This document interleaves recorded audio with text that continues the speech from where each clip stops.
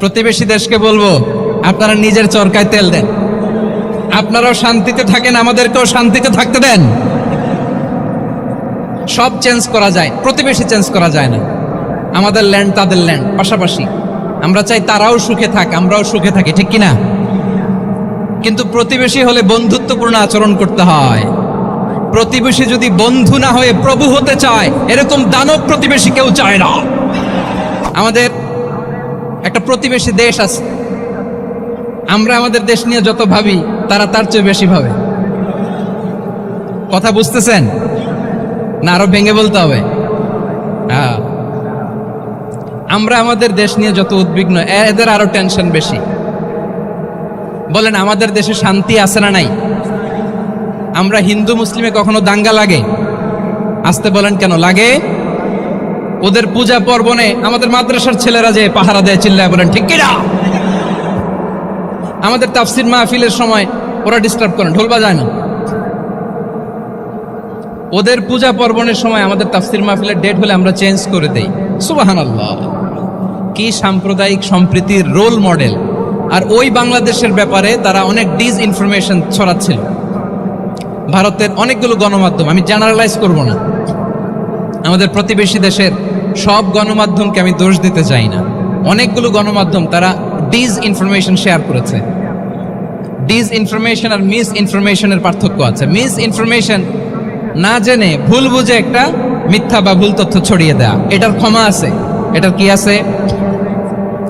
আর disinformation মানে ইচ্ছা করে, প্ল্যান করে, ম্যাপ করে, ছক এঁকে মিথ্যা, গুজব, রটনা সোশ্যাল মিডিয়ায় ছড়ানো, এটার ক্ষমা আছে? আওয়াজ করে বলেন, ক্ষমা আছে? ভারতের কিছু গণমাধ্যম তাই করেছে। আমরা ব্যথিত হয়েছি, আমাদের হৃদয়ে রক্তক্ষরণ হয়েছে। আমাদের প্রতিবেশী দেশকে বলতে চাই, আমাদের দেশ নিয়ে আপনাদের ভাবার দরকার নাই। নিজের চরকায় তেল দেন, নিজের দেশ নিয়ে ভাবেন। গত মাসের ভয়েস অফ আমেরিকার রিপোর্ট, বাংলাদেশে সংখ্যালঘু জনগোষ্ঠী আগের চেয়ে বেশি নিরাপত্তা পাচ্ছে। Report voice of America, Muslim report নাকি? মুসলিম জরিপ, ভয়েস অফ আমেরিকা। কথা বোঝে নাই বোধহয়। ভয়েস অফ আমেরিকা কি আমাদের রিপোর্ট? না, ভয়েস অফ আমেরিকার জরিপ, বাংলাদেশের সংখ্যালঘু জনগোষ্ঠী আগের চেয়ে ভালো নিরাপত্তা পাচ্ছে। শুধু এখানেই শেষ না, মাইক্রোসফটের একটা জরিপ শোনাই আপনাদেরকে। তারা সারা পৃথিবীতে গুজব, ভুয়া আর মিথ্যা নিউজ ছড়ানোতে কোন দেশ সেরা একটা রিপোর্ট করেছে। এর মধ্যে 1 নম্বরে এসেছে ভারতের নাম। মাইক্রোসফট তো মুসলমানরা চালায় না? কথা বোঝে নাই বোধহয়। প্রতিবেশী দেশকে বলবো, আপনারা নিজের চরকায় তেল দেন, আপনারাও শান্তিতে থাকেন, আমাদেরকেও শান্তিতে থাকতে দেন। সব চেঞ্জ করা যায়, প্রতিবেশী চেঞ্জ করা যায় না। আমাদের ল্যান্ড তাদের ল্যান্ড, পাশাপাশি। আমরা চাই তারাও সুখে থাক, আমরাও সুখে থাকি, ঠিক কিনা? কিন্তু প্রতিবেশী হলে বন্ধুত্বপূর্ণ আচরণ করতে হয়।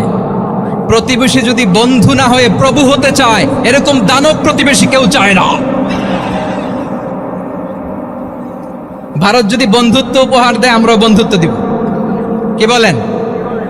তারা যদি বন্ধুসুলভ আচরণ করে, আমরাও বন্ধুত্ব উপহার দেব। কারণ আমাদের পররাষ্ট্র নীতি হচ্ছে সবার সাথে বন্ধুত্ব, কারোর সাথে বৈরিতা নয়। আলহামদুলিল্লাহ বলুন, কত চমৎকার পলিসি আমাদের।